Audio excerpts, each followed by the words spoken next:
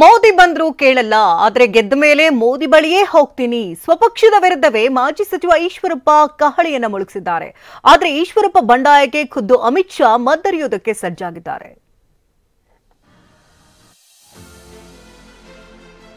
ನಾನದು ಹೇಳಿದೆ, ನರೇಂದ್ರ ಮೋದಿ ಕರೆಸಿ ಹೇಳಿದ್ರು ಕೂಡ ನಾನು ಒಪ್ಪಲ್ಲ. ನಾಳೆ ಬೆಳಗ್ಗೆನೆ ರಾಜ್ಯ ಅಧ್ಯಕ್ಷರ ಬದಲಾವಣೆ ಮಾಡಿದ್ರೆ ನಾನು ಚುನಾವಣೆಗೆ ನಿಲ್ಲಲ್ಲ.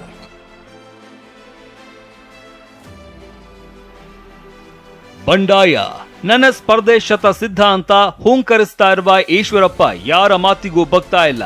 ಬಿಎಸ್ವೈ ಕುಟುಂಬದಿಂದ ನನಗೆ ಮೋಸವಾಗಿದ್ದು, ಕಾರ್ಯಕರ್ತರ ಪರವಾಗಿ ಮತ್ತು ಹಿಂದೂಗಳ ಪರವಾಗಿ ನಾನು ಸ್ಪರ್ಧೆ ಮಾಡ್ತೀನಿ ಅಂತ ಅಬ್ಬರಿಸಿ ಬೊಬ್ಬರಿತಾ ಇದ್ದಾರೆ.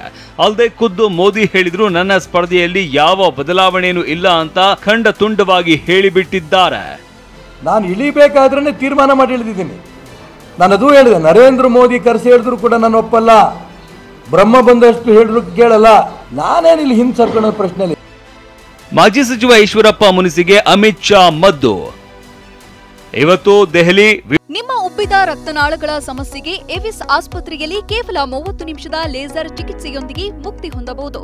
ಹೆಚ್ಚಿನ ವಿವರಗಳಿಗಾಗಿ ಸಂಪರ್ಕಿಸಿ 8088837300.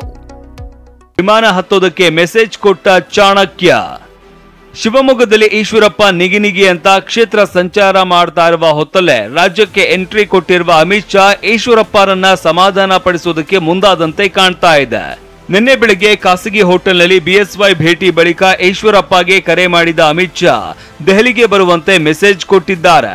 ಇವತ್ತು ದೆಹಲಿಗೇನು ಹೋಗ್ತೀನಿ, ಆದ್ರೆ ನನ್ನ ನಿಲುವಲ್ಲಿ ಯಾವುದೇ ಬದಲಾವಣೆ ಇಲ್ಲ ಎಂದಿರುವ ಈಶ್ವರಪ್ಪ ರಾಜ್ಯ ಬಿಜೆಪಿ ಅಧ್ಯಕ್ಷರನ್ನ ಬದಲಾಯಿಸಿದ್ರೆ ಮಾತ್ರ ನಾನು ಹಿಂದೆ ಸರಿತೇನೆ ಅಂತ ಹೇಳಿದ್ದಾರೆ. ನಾಳೆ ಬೆಳಗ್ಗೆನೆ ರಾಜ್ಯ ಅಧ್ಯಕ್ಷರ ಬದಲಾವಣೆ ಮಾಡಿದ್ರೆ ನಾನು ಚುನಾವಣೆಗೆ ನಿಲ್ಲಲ್ಲ. ನಾಳೆ ಬೆಳಗ್ಗೆನೆ ರಾಜ್ಯ ಅಧ್ಯಕ್ಷರ ಬದಲಾವಣೆ ಮಾಡಿದ್ರೆ ನಾನು ಚುನಾವಣೆಗೆ ನಿಲ್ಲಲ್ಲ. ಬಂಡಾಯವಿರುವ 4 ಕ್ಷೇತ್ರಗಳ ಮುಖಂಡರೊಂದಿಗೆ ಶಾ ಸಭೆ. ಟಿಕೆಟ್ ವಂಚಿತರ ಅತೃಪ್ತಿ ಕಾರಣ ನಿನ್ನೆ ಅಮಿತ್ ಶಾ ಬಂಡಾಯ ಹೊಗೆ ಆಡ್ತಾ ಇರುವ ಕ್ಷೇತ್ರಗಳ ಕೋರ್ ಕಮಿಟಿ ಸದಸ್ಯರ ಜೊತೆ ಸಭೆ ನಡೆಸಿದ್ರು.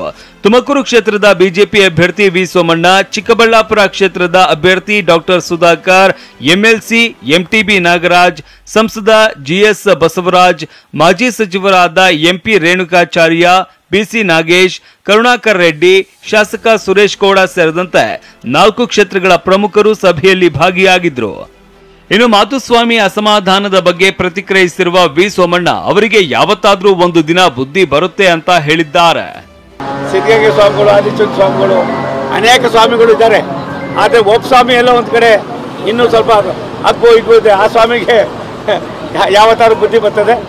ಒಟ್ಟಾರೆ ಅಮಿತ್ ಶಾ ರಾಜ್ಯದಲ್ಲಿ ಚುನಾವಣೆ ಪ್ರಚಾರದ ಜೊತೆಗೆ ಪಕ್ಷದಲ್ಲಿನ ಬಂಡಾಯಕ್ಕೂ ಮದ್ದೆರಿಯುವ ಕೆಲಸ ಮಾಡಿದ್ದಾರೆ. Bureau report, TV9.